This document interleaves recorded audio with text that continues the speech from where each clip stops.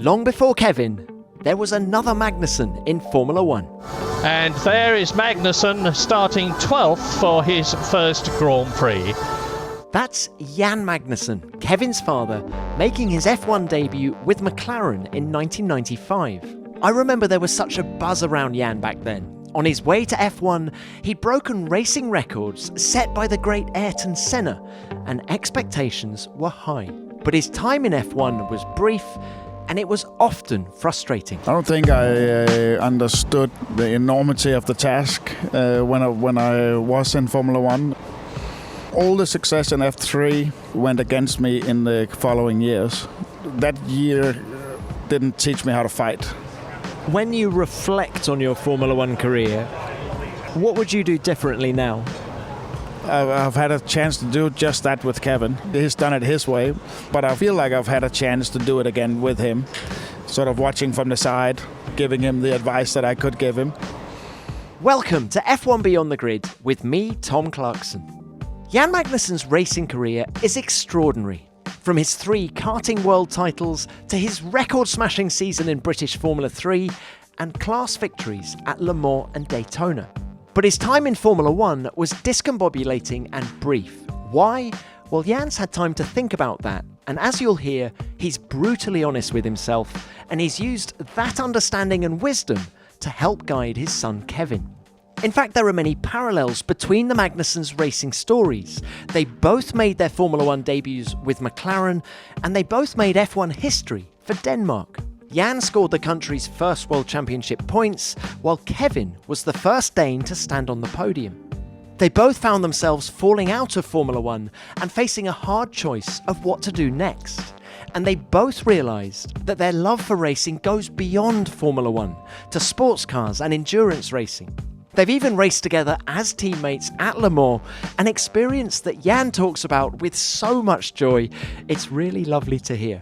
Jan's story is one of what might have been. Could he, if the cards had fallen differently, excelled in Formula 1? I hope you enjoy our conversation. Jan, it's lovely to have you on the show. Thank you very much for your time. Thank you. I love being here. Now, you've had a diverse and very successful career in motorsport with 4 wins at Le Mans under your belt, among many other accolades. How important is it for you to have F1 on your CV? I think that regardless what you do as a racing driver, if F1's part of it, you're in a much better position in anything else that you do. When my time in Formula 1 ended abruptly, leaving in the middle of a season and getting replaced and all the bad stuff, the worst thing that can happen to a driver. I thought it'd go against me, but it has helped me. Having that on my CV is, regardless how it ended, it's still one of the biggest things I ever did. Even though the results didn't follow, it's still something I'm super proud of that I achieved, making it to Formula 1. We'll get into the nitty-gritty of it in a minute, but Jackie Stewart once described you as the greatest talent since Ayrton Senna. So it's crazy to think that you scored only 1 World Championship point in the Canadian Grand Prix 98.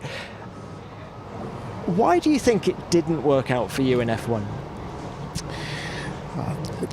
I think it's difficult to put it down to one thing. I think it was a lot of different things.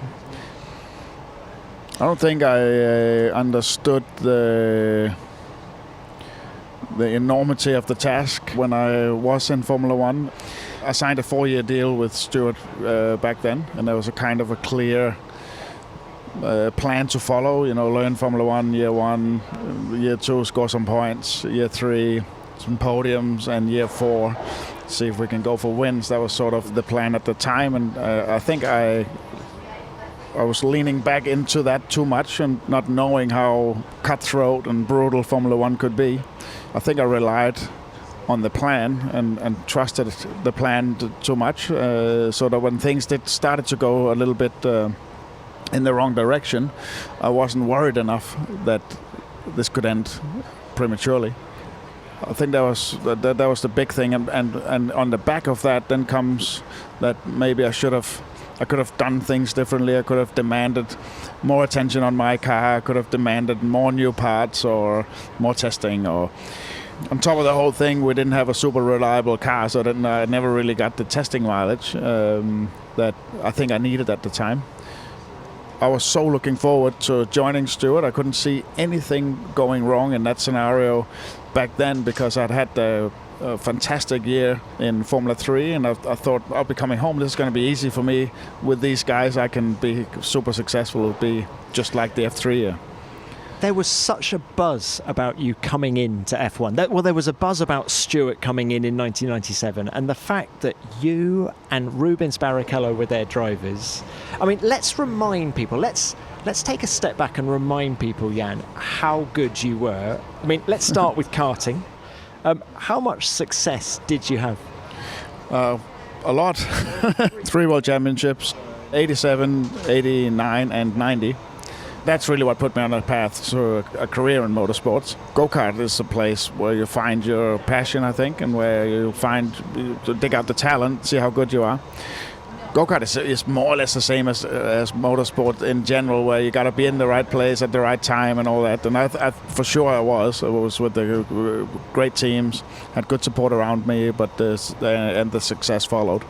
It made me believe and it made me dream about much more. You then came to England and won the Formula Ford Festival when it was still at its peak back then. It was a big deal at Brands Hatch, wasn't it? You won that. What did that victory do for your career? I'm sure it did something. Later on in my career, I spoke to Martin Whitmarsh, and he was there at that race. So when I joined McLaren, he told me that he had seen me at that race and kept an eye on me after that. But it didn't open doors. It wasn't. I still had to find money to move up, which I didn't have. So I stayed with the team, Foundation Racing, because of lack of funds. And it wasn't until really I met Ann Newland and David Sears that I had the opportunity to pick and choose the right team. Before that, even in Formula Ford and in Opel Lotus, it was where can I afford to be? But it wasn't until I met Ann Newland and David Sears that they provided me the money or the backing that we could go for Stewart in F3. And my goodness, that was the right team. He did a couple of races for them in 93, got on the podium, and then, what was it, 14 wins? 14 out of 18. Out of 18, beating Senna's record of 12. I mean, you must have thought you could walk on water at some point in that year. I did. And absolutely, the mindset you get when you're that successful. I remember it was when I woke up Sunday morning, it was just a given for me that I would win later on today. It wasn't something that I was telling myself, you're going to win. It was something I knew. I knew, most likely I'll win. And but that I had a lot of pole positions as well. I had 11 or something. But qualifying became non-important because I knew things would work for me. I'd get through the field and I'd win. What was it about that car, that Dallara Mugen Honda, that seemed to click so well? Because you were up against some great drivers. I'm just going to list some of them now. Dario Franchitti, Marc Genet, Pedro de la Rosa. Yeah. Just the driving style. The Formula 3 car at that time was quite underpowered, but with quite a bit of aero, and it was a difficult car to drive, but the driving style just suited me from the minute I sat in it. So the plan was back then to do 2 years, 1 year learning and then 2 years trying to get some success. Well, win every race in year 2, right? But so obviously halfway through the season knew that there's not going to be a year 2 here. I need to move on from there. But no, it's just the driving style. I found it, be wrong to say easy, but what I had to do was natural for me. So I didn't have to work a lot on my driving style. I had a great team behind me with Andy Miller from PSR and Bruce Jenkins, my engineer. And Jackie Stewart, of course. And Jackie, but Jackie didn't really. I met him a bunch of times. Met him at all the races. We talked, and he was, full of praise. But he didn't at that time sort of work with me on my driving style or anything. He was being very complimentary of what I did and how I operated. Is it true that you've recently bought that actual car? Well, I actually got it back then when I did my deal for Formula One. A little bit of a weird story, but going through the contract, there was a clause in the Formula One contract saying that, in the event that we get any trophies, the team will keep the trophy. And I was like, hell no, if I get a trophy, it's mine. And they were like, no, team gets it. And then I said, well, then I want that. And the car was there. then you need to give me that car. And they were like, yeah, sure, it's yours. Is it a runner? Have you got an engine in the back? No, so there's no engine. The engine, so with that car came 2 engines. It was a testing engine and a race engine. And but they were good. They were the best engines, I guess. So they were used a few years after, still in F3. So I'm trying that. So I have the car, everything, minus the engine. So I'm looking right now to see if I can get one of those. If I can find one of those 2, that would be awesome. And take it back to Alton Park in the UK and give it a spin. So my first win came at Donington. Kevin told me, we need to get the engine and then we need to take it back to Donington and we can both drive it. So son Kevin wants to drive your old Formula 3 car. Yes. That's brilliant. I want to be there for that. I can't wait for that day. Look, there's 2 other rivals in Formula 3 that I wanted to ask you about that is relevant to Formula 1. There was one, Christian Horner. Yes. He did every race. He did that. And Zach Brown did a handful as well. Did you hang out with Christian? No.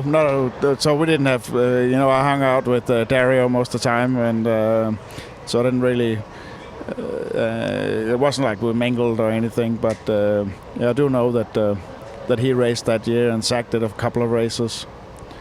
It's funny, at the Formula Ford Festival, Toto Wolff did the 92 festival as well, and he rolled it. You reminded him? He reminded me a couple of years ago.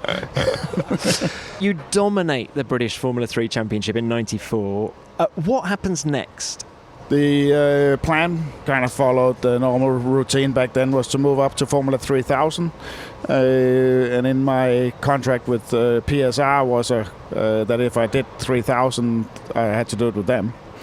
So after the season had ended, I started testing for PSR in Formula 3000, but it was... Something wasn't off. What they had working in the Formula 3 team was definitely not working in the Formula 3000 team.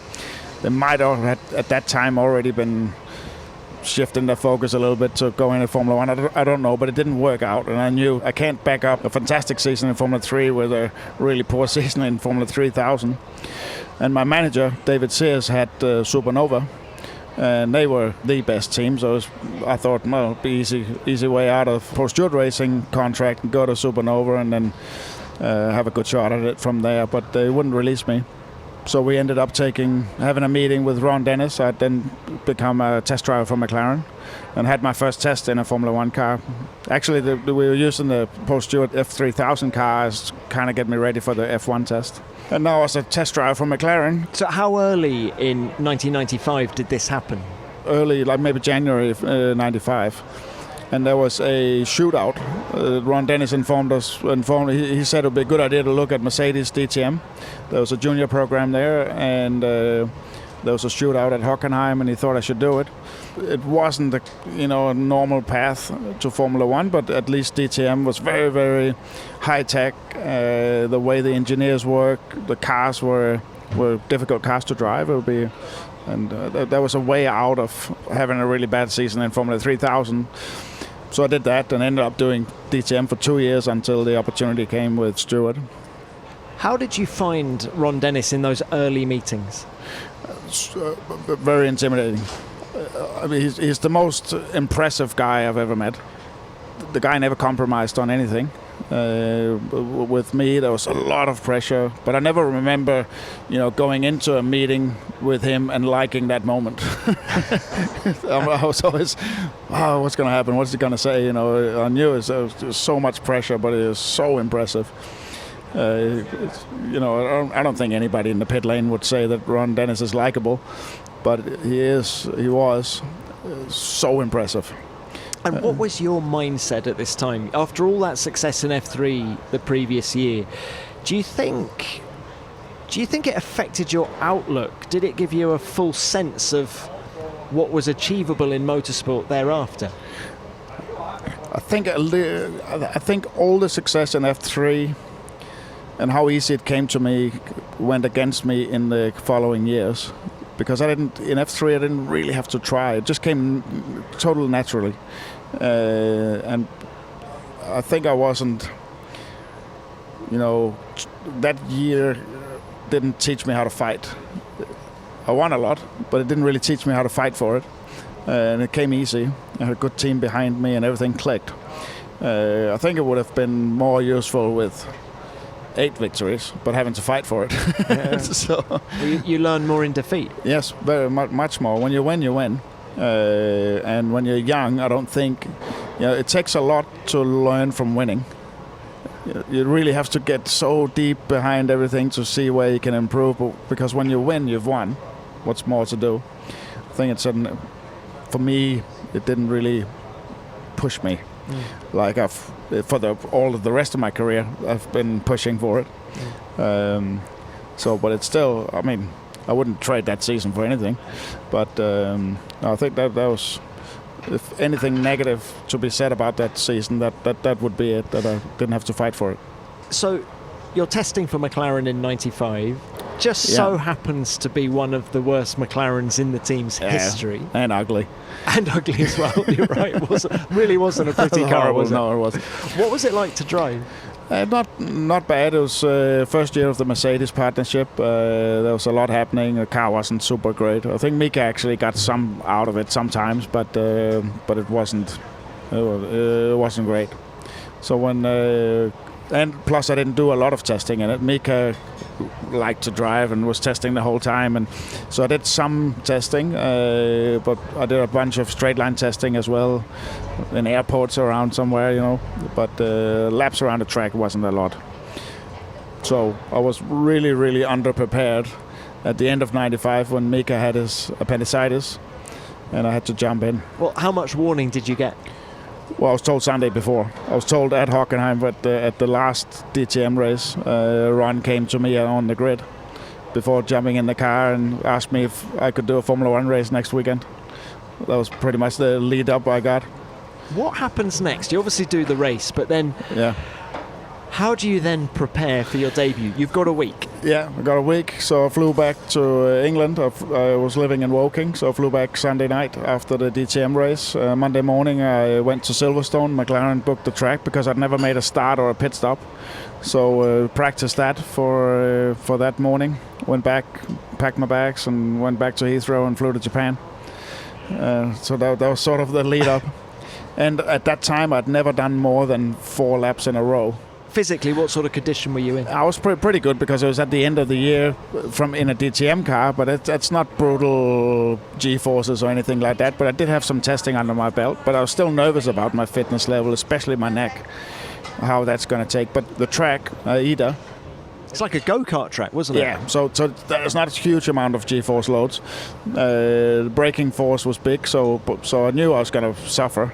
But I was in good enough shape to do the race, and I was fine at the end of the race. I didn't have any big problems with my fitness, but that was a huge question mark when I went there, because I'd been testing at Barcelona or Estoril and places where there's really, really high G loads. That's what you take with you all the way on the plane, thinking, oh man, this is going to be so tough. I'm not going to make it. But it turned out it's not easy, but it was okay. And how pleased were you with how the weekend went? You qualified 12th, you finished 10th, just behind teammate Mark Blundell. Yeah, I was quite happy with it. I caught Mark Blundell at the end of the race. I caught back up to him. We kind of finished nose to tail, and I should have had a go. But it was outside the points. There was nothing. I felt I was being mature, saying, okay, I'm not going to ruin it for the team now. But of course I should have had a go, and then had we crashed, we should have crashed. But yeah. But 10th, I'm happy with 10th. What did Ron say? Exactly that. Should have had a go. Did he say that? He actually said well, give me another go, Ron. Yeah, that's what I thought. I thought, because next weekend was the Japanese Grand Prix. This was the Pacific Grand Prix or something, and then the weekend after in Suzuka was the Japanese Grand Prix. But Mika was back again, and that was it for the year. Did you ever test alongside Mika Häkkinen? Yeah, we tested not on the same programs, but the same days. My very first test, that was a McLaren Peugeot, was with Mika. But he crashed his car on the first day, so my 2-day test was now a 1-day test, because he took my car the day after. Do you remember Häkkinen being just amazingly quick? Yes. I mean, I don't know how much data you had back then, but were you looking at his data and going... Yeah. No, he's quick. And he was amazingly quick and knew what he was doing, and he had a fantastic influence on the team, I think, and how they worked around him. And this is all stuff I didn't see when I was there. This is stuff I realized after. But back then we had testing where it was Mika, Prost, and myself. Prost came back and helped McLaren, did some testing, and that I remember being super cool. This is the coolest thing ever, I get to drive on the track at the same time as Alan Prost. That was amazing. The professor. Yeah. So you retain links with Mercedes into 96, and you head to America. Yeah. And you do some kart races for Penske Hogan. Yeah. Why did you make the move to the US? Well, first of all, I was asked to. There's an opportunity. There'd been a huge crash at one of the super speedways where both Paul Tracy and Emerson Fittipaldi had gotten injured. Emerson broke his back and Paul Tracy broke his neck. So I was stand-in for one race at Marlboro Penske with in Tracy's car, and then I did 4 races, the remaining races that year in Emerson's car, the Hogan Penske. It was just an opportunity that came. I missed a DTM race because of it, but it was a Mercedes thing. It was a Ron thing.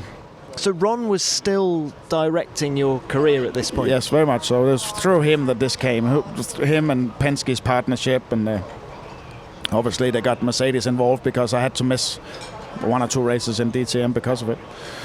Did you worry that the Formula One world might forget about you when you're on the other side of the pond? No, I didn't worry about that. But I did make a mistake, though, when I went there, that I did not pay enough respect to IndyCar, because I was very verbal about this is just a stopgap. I'm not going to be doing this. I'm going to Formula One. And I think I hurt some people's feelings, because in IndyCar, that's their world. There's nothing outside of that. I do think I messed up in my attitude towards it. I love being there. The cars, amazing cars, super cool, fast, brutal. But I was too verbal about what my path was, and IndyCar was not one of them. Did you do an oval race? So I did an oval race later, but not that year. I did an oval race in '99 for Patrick, and that was one of the coolest experiences I've ever had. But those 96 Indy cars, I felt were peak. That was peak IndyCar for me. Massive power. Yeah. Brutal, big, heavy cars. Much, in a sense, sort of much more physical than a Formula One car. When did you first make contact with Jackie Stewart about coming back to Formula One for 97? In mid-96. I was contacted by Jackie. There'd really been no contact since I left the Formula 3000 program. And mid-96, I get a phone call from Bruce Jenkins saying that I need to call Jackie right now because I came up in an exciting conversation. And I thought, okay, so I didn't know what was going on. And then I called Jackie, and he told me about the program and asked me if there was an out in my McLaren contract. So obviously I went back to David Sears and talked to him about how do we do this. I can't sign for Stewart until I'm out of the other deal. So I ended up calling Ron and telling him about the opportunity I had. He told me right off the bat that's the worst idea he ever heard of. Then he listed up why. New team, inexperienced young driver, didn't have enough laps in a car. I was coming up against a young, super fast, experienced driver, because I think Rubens, this was his fourth or fifth season in Formula One. The Ford engines, there was many, many things that Ron sort of listed. He ended up, hitting it on the nail on every point. But all I heard was that, but if you really want to do it, I'll let you go. All right, I want to do it. I got to go. Yeah, I'm guessing you came back to him and said, well, look, Ron, I'll stay at McLaren if there's an opportunity at McLaren. Well, that conversation we'd had earlier, I should have probably mentioned that, but that conversation had come up earlier because Coulthard was now there and Häkkinen was very, very much settled in that team. And I couldn't see Ron providing me with an opportunity at McLaren in the foreseeable future. So when I called Ron and told him about this, it was no surprise to him that I wanted to do something. And what was your attitude to the list of negatives that he'd given you about it being a one-car team and Ford engines not being great? To be honest, I totally put it aside because I didn't believe he was right. I thought, okay, I'm up against Rubens Barrichello, but I can beat him. I totally underestimated him. He was right about the lack of testing that I would have, how unprepared I would be. He did tell me about the Ford engines and some problems with those. Like I said, he ended up being right on all counts. But it's a drive in Formula One. It's a driver. How do you? It's a 4-year deal in Formula One. How do you turn that down? Yeah, that for me that was. I'm in. I need to do this. There was no other. Well, were there any other options for 97? Yeah, so we talked with Jordan and we talked with Ligier. But the Stewart deal was the best. And how much of your decision to go to Stewart was based on the slightly romantic notion of recreating the success that you'd had together in Formula 3? 90%. Okay. We've done it before, we can do it again. Exactly, that was exactly my mindset. I couldn't have dreamt of a better opportunity for me. Back then, my mind was that this cannot go wrong. Let's talk about the car. How good was the car in that first year, 1997? The car was good in 97, but the engine was unreliable. We were blowing up engines, firing them up in the garages. They were blowing up on track. There was so many, 50 blow-ups with testing and in racing. I think I was credited for 4 or 5 finishes, but I think I only crossed the finish line twice. You retired from 11 of the 17 races. How difficult is it as a young driver coming in just to understand what you're doing when you're spending so much time sat on the sidelines watching? Yeah. Like I said at the beginning, I felt was still part of the plan that Jackie had set out for me. And so relied way too much on, okay, this sucks, but it's obviously part of the plan. I don't know what I should have done differently in that situation. If it blows up, it blows up. There's not much you can do. But I didn't pay any attention to when it was running that Rubens was ahead of me. He would qualify better than me, and he would, obviously he scored points in the first season. He had a second at Monaco. I was 7th, which was a good result for me, but he was second, so my result doesn't count. Did you feel that the team was focused towards him and not you? Yes, very much so. But I didn't think it was weird. It didn't even bother me because I knew that we can get much more out of him at this point. I'll get there later, but at this point, early in the program, we need to listen to that guy. I listened to him. Did you have a good working relationship with Barrichello? Fantastic. He was the only friend I had in F1. In my time in F1, we had a great relationship as teammates. We worked well on the track. We were still competitors, but we worked well on track, and we hung out between races. When I left, what I was most sad about was that I wouldn't, be hanging out with Rubens. And he was super quick, wasn't he? He was. I totally underestimated him. I think the world underestimated him. And then, of course, he then goes and becomes Schumacher's teammate. Yeah, at Ferrari, and does well there. Yeah. No, it was. That's one of the big things that I learned from that. That's for sure. What about your relationship with Jackie Stewart at this point? It took a turn for the worse because he was getting, I'm sure, a lot of pressure from Ford to try and make something out of this because it wasn't good advertisement for Ford that they blew up the whole time. But it was obviously for a year 2 for 98, the engines were now quite good. But in year 1, the car was actually handling pretty well. It was a good car. They had lots of time to build it. Year 2 was the opposite. Now the engines were half decent, but the car was shit. Year 1, there was another problem. 97 was another problem. Another situation where Bridgestone came in, and there was now a tire war going on, so cars were a lot faster than in 96. So we were breaking parts, we were breaking uprights, we were snapping suspensions from the extra loads, and for some reason it was only my car that broke, and I had some really big accidents in the beginning of the year. How much did that knock you? At the time I didn't think about it, but later on I'm sure that it took some confidence out of me, not knowing, am I gonna get out the other end of the corner.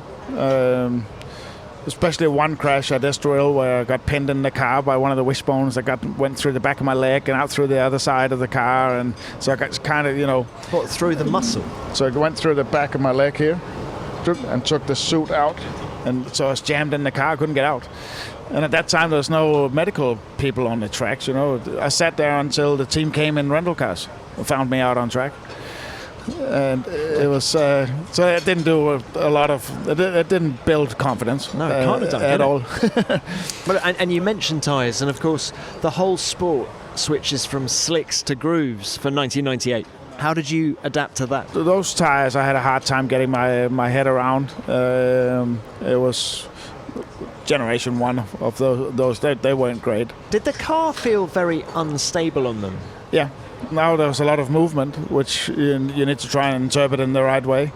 They were still fast. It was still physical to drive and all that, but there was just weird with those tires, and I took too long getting my head around it. But the engine was a bit better.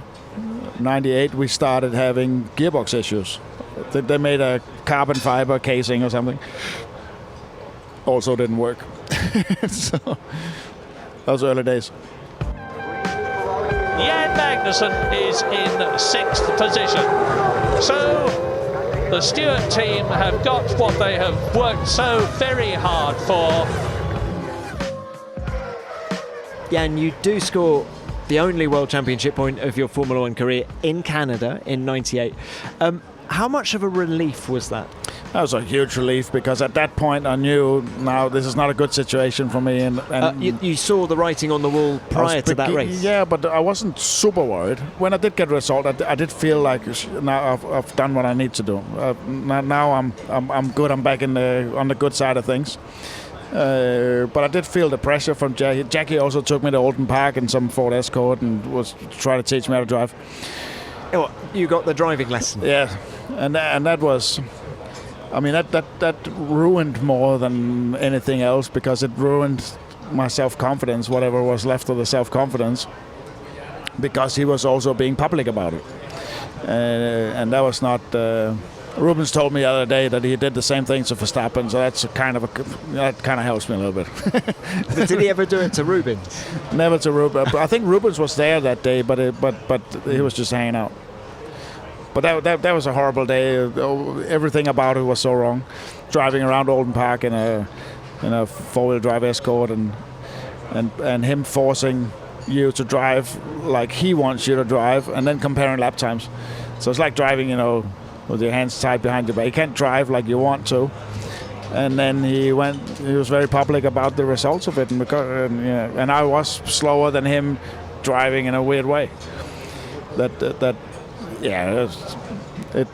So what happened after Canada? It was a week after Canada I got the call. I'd only just really... From Jackie? From Jackie. He called me up, and he was sorry. He was, he was very verbal about this is not what he wanted to happen. This is not what he wished, but they were, the way my performance had been, even though it had gotten better, they were forced to make some hard choices and some changes. And I was told, the way he said it was that there's a test next week. You won't be going. Verstappen's in the car. And I was kind of confused. Where am I not? It's okay, I'm not doing the test. But what about, am I out? Completely out then? And then he said, yes, yeah, you're out. And that was a hard blow. And kind of, it uprooted everything. At that point, that was my whole life. I was living in Woking alone. So I went back, packed my stuff up, went back to Denmark, facing the music back there. And I remember the change from the the Danish press had been super supportive, and now they turned. Now I was a big failure, and all these things are bad articles, front page stuff. Man, I hated all of it. So I kind of hid with a friend of mine, a girl, who had a house outside of town, and I went out there, moved in, felt sorry for myself on a couch somewhere for a few months, not knowing what I should do. Did you fall out of love with motorsport at that point? Yeah. Did you think about life beyond being a racing driver? Yeah, that was pretty much the way I was heading. So I went to Hockenheim to do a Porsche Super Cup on the Formula One weekend. There was some Jackie set up. It was fun to do, but I hated I hated everything about it. But then around October, David Sears calls me and tells me about this opportunity in America with this Dr. Don Panos that built a race car, and he thought I should go and do it. So, to be honest, I only did it because David told me. So I was just doing it because he was my manager and he kind of told me to do it. So I wasn't looking forward to it. And sports cars had never entered my mind. And Le Mans was for old guys and all the stuff you think as a young driver. And I went out there, saw the car, which is a total beast. It looked like the Batmobile. Front engine beast. Yes, total beast. Was received, the most American way, open arms, part of the team, so happy that I was there. They were happy that I was there. Had a great test. The car was brutal. It was a monster. It sounded fantastic. There was flames coming out of it. And that night, I made the decision that, man, this is what I'm going to do. So I did the deal that night with Don Panos for 99. Flew home, packed my bags, moved to America. And at this point, you turned your back on Formula One? 100%, completely. Even if you'd been offered a seat, do you think you would have taken it? I doubt it. That's a big if, but I doubt it. Did you continue watching the races? The rest of '98, I didn't watch any races. I was done, finished with it. And then, life started again for me in America, and when the 99 season started and the team was watching the races, so obviously I watched them with them, but there was no love for it. It was only, at that time I was so happy that I had another opportunity in America. And how tough was it for you, Jan, to look at that 99 season and see that Stewart had a good car? Of course, they won at Nürburgring with Johnny Herbert. Was that tough? Did you find yourself thinking, I should be in that car? No, I never thought anything like that. I was still happy to be out of it, and I was happy to be in America, surrounded by people that wanted the best, not only for me but with me. They wanted to win with me, and that was it was so clear to me, because up until then I'd lived a life where I felt like I was born to be a Formula One driver, but America taught me that I was born to be a racing driver, and that's two things. When you reflect on your Formula One career, what would you do differently now? I've had a chance to do that. I've had a chance to do just that with Kevin.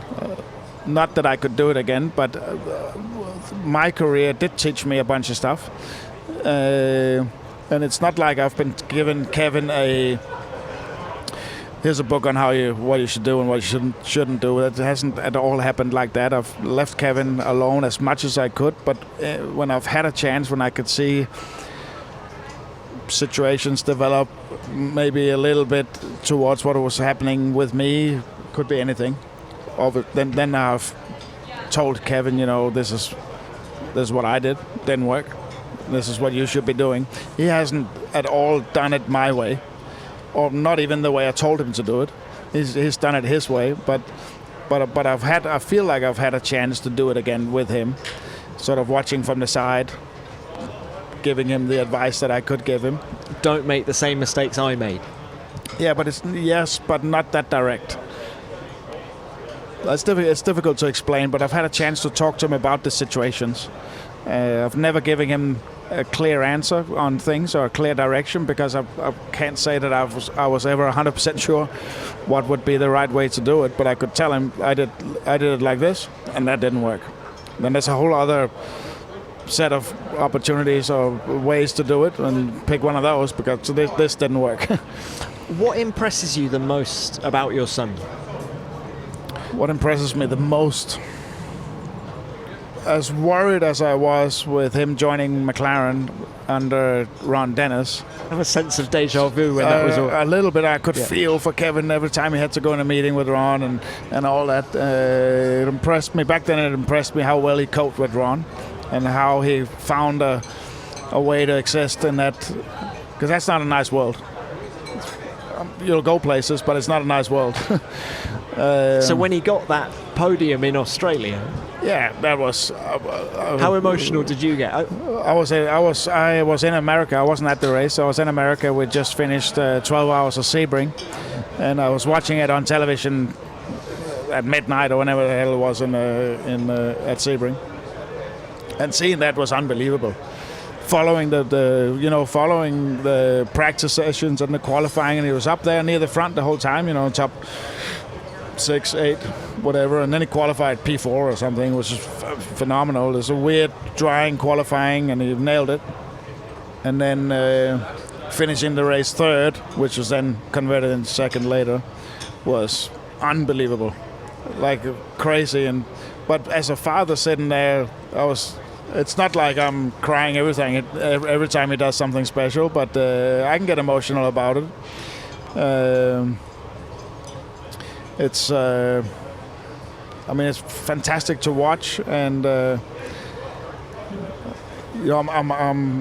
so happy and relieved that things went the way they did for him. I do think, looking back, it would have been cooler if the podium for Kevin had come in the last race of that year and not in the first. It's a bit like you in F3, isn't it? Yeah.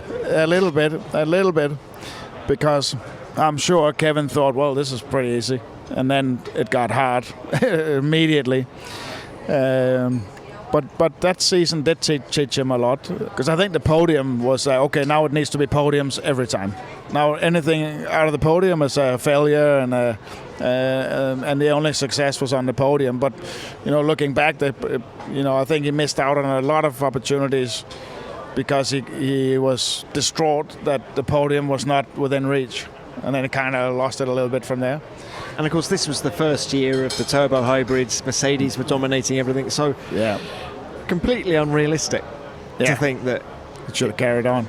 Yeah, but that's how it is. Still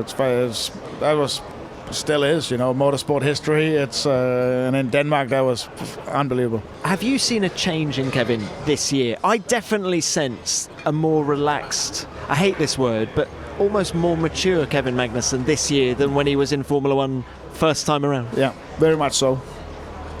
A lot of stuff has happened in his life. He's also had a taste of life outside of Formula One, and in America, in sports cars, where life's good, it's fun, it's cool cars, great racing. And I think that's what he needed to do that, to just like I needed to learn that there's life after Formula One. And he also learned that he's also just a racing driver.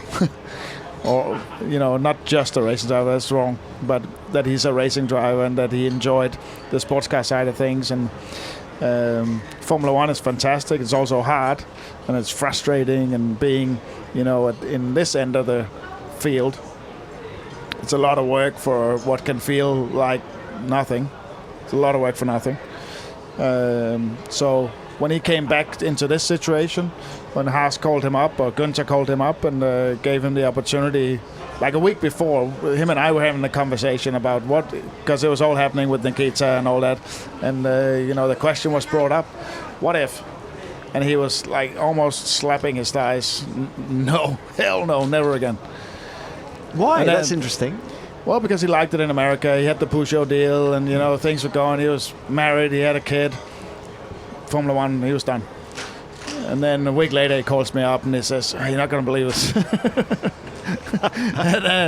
and he was having, it was a long conversation about, man, I do have the Peugeot deal, and I don't know what Louise is going to say to travel. I kind of promised her not to It's be a different life and this and that. And he had a lot of good reasons why not to do it. And at the end of it, I told him, I'm really, really proud of how you're thinking about all of this, but I'm pretty sure you're going to do it anyway. And he was like, yeah, I'm going to do it. so that was cool.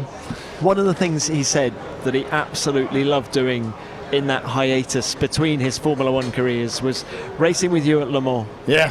Last year. He said we had loads of problems, sadly, in the race, but just to do Le Mans with the old man, and he said the old man still got it. He's a good kid. That whole experience, how it came about with a strange opportunity and the backing from Denmark and all that, it was a lot of work to do it, but it was so clear to me that if there's ever going to be a chance for us to do this at Le Mans, this is going to be the best opportunity. So lots of hard work. We end up starting to do some testing in Spain, and things are going fantastic, absolutely fantastic. So we had so high hopes. So obviously the result was shit. We had so many problems in the race, but the experience, the chance. I mean, I love that I get that chance to see Kevin as a teammate and go through data and comparing him and myself with real data, and we can see the two racing drivers, and not father and son, but two racing drivers comparing themselves to each other, and for the first time in my whole life, there was no bullshit. I didn't hold anything back. I felt like he didn't held anything back. It was just about making each other better to give us the best shot at Le Mans, and that experience was one of the best in my life. Was that the biggest difference between having Kevin as a teammate and just another professional driver? Is that blood is thicker than water? I'm going to tell you absolutely straight what I'm thinking. As you say, no bullshit. Was that it? That was the main difference. That was the main difference, because I think all of us racing drivers, we're competitive people, and if we do find a little bit that we don't have to tell our teammates, then you don't. There's still, even though you're a team, there's three drivers in the car, and you still like to be the fastest. So, but there was none of that there. It was. Go on. Who was the fastest? Oh, Kevin ended up being fastest. Which kind of sucked a little bit, but it was at the test we were very equal, and things were. No, it's cool. It's also for me, I'm a lot older than Kevin. To be able to keep up with him was one thing, but going in and looking in the data and finding out, okay, and I can do that and develop. I learned a lot, and I learned a lot from the way he works. It's totally different from our racing educations are very different. His is a better education, but that was all down to McLaren and the time he spent there. But the way he works, I learned a lot. But the big thing was, you go in there, you compare, and you can see yourself. There's data of where we are alike and where we differ, and we're much more alike. Well, we were as much as like as I was hoping we would be. And of course, you're doing it all again at the end of the season. Yes. In Abu Dhabi. The Gulf 12 Hours. Yeah, get another opportunity. Kevin called me a few months ago, 3 months ago, whenever, the Miami weekend. Called me up and said, hey, look, this is an opportunity. We can do a race together. Are you up for it? I'm like, hell yes. I mean, when do we go? So now we get an opportunity to race with MDK, a team, Kevin's ambassador for an American racing team. And then they thought it'd be fun to see if they could set it up for him and I again. We have a test at the end of November in Barcelona, and then we go. You're in a Ferrari. Can you go for outright victory in that car? Yes. Yeah, so 30, I think there's 35, 36 GT3 entries. And then there's some cup cars. I think there's 40 cars or 45 cars in total or something. But we can go for the outright. I think we're in the right equipment to go for it. But GT racing, there's BOP. You never really know where you are until you get there. But this is a fantastic opportunity. I think we're going to be in with a shot. It sounds so much fun. But yeah. You are a man who has driven so many different cars in your career. I think Formula One, sports cars. touring cars, NASCARs, Yeah. even trucks. Yes. Truck racing. I mean, you've done it all and had so much success outside of F1. Which cars have you enjoyed the most? The Formula One cars are absolutely way up there. I think if you ask most racing drivers that you ask that question, the answer will sort of tie in with a car they had a lot of success in, because that's where the greatest emotions were. But just from a pure driving sense, I mean, there was so much enjoyment driving the Formula One car. But even the NASCAR was...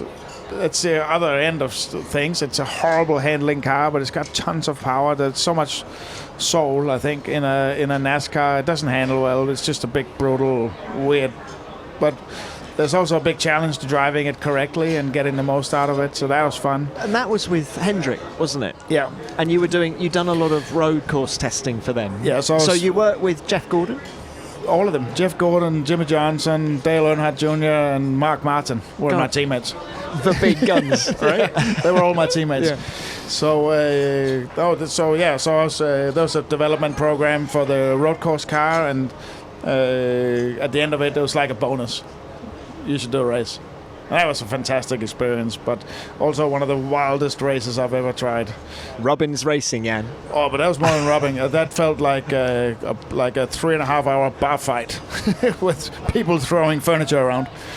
It was nuts, absolutely crazy.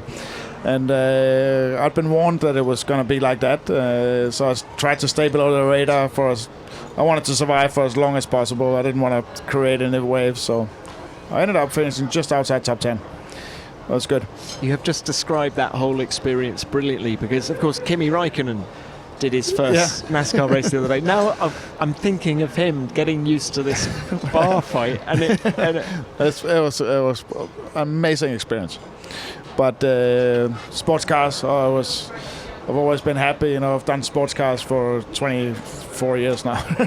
I love that. I love the challenge that it brings, and I love that it gives me opportunities like I'm going to have later on this year that I get to drive with Kevin again. Well, of course, because racing is the Magnussen family business, isn't it? Your dad did a bit of bike racing and a few rallies. There's you, there's Kevin, there's your other son, Luca. Yeah, he's going again. And so with Luca, that was also Kevin kind of being a little bit hard with me and said, I never pushed Kevin into anything. I supported as much as I could, but for some reason, he was being pretty hard on me. You don't push Luca. Don't. And so we just had fun with it, and then it just kind of developed. And this year, suddenly, Luca got extremely good. So, but he gets to choose his path. But I'm gonna be right there all the way. Well, I think you're gonna be in the pit lane for an awful long time yet. I hope so. But all he needs to know is that he calls the shots. But if I need to sell the house again, I'll do it.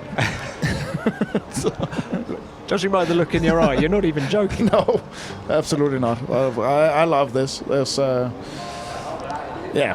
my life. It's been my whole life, and if Luca can have a great life as well, then I'll support that. Well, Jan, it has been such a pleasure to have you on the podcast. Thank you very much for your time, and I hope you've enjoyed reliving some of it. I do. I do love it, and I like the questions, and it makes me think about it, and makes me relearn some stuff. Oh, it's nice. Thank you. Thanks for your time. Thank you.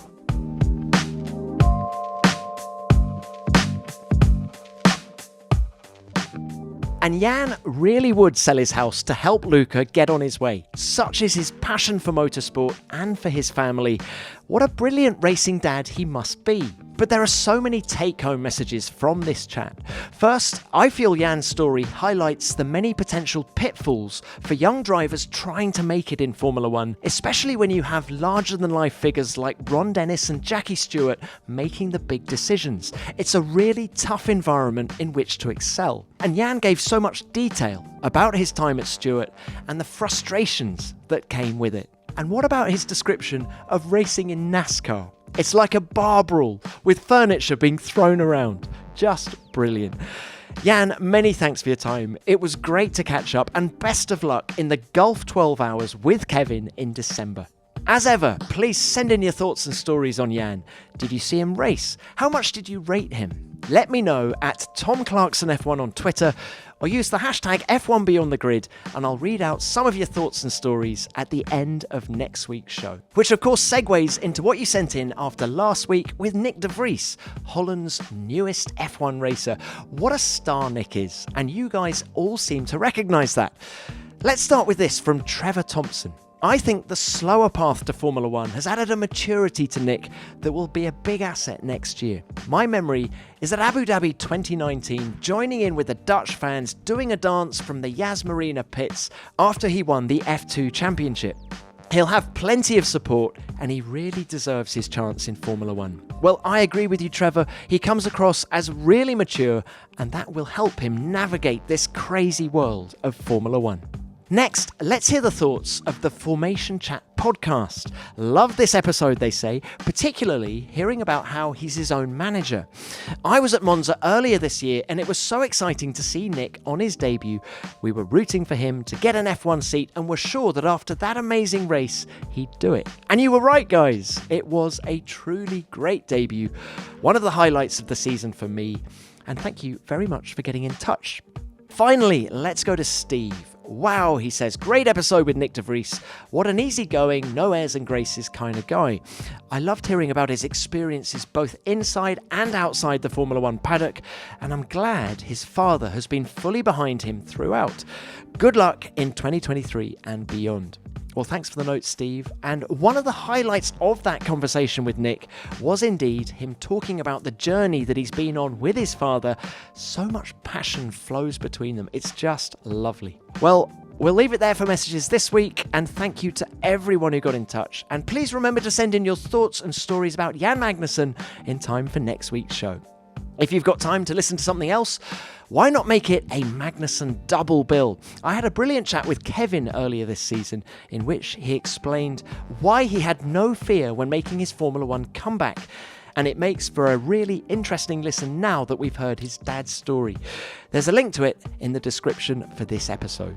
We'd also love it if you'd leave us a rating or a review and follow the podcast so that you never miss an episode. Thanks for listening. F1 Beyond the Grid is produced by Formula One and Audio Boom Studios. Until next time, keep it flat out.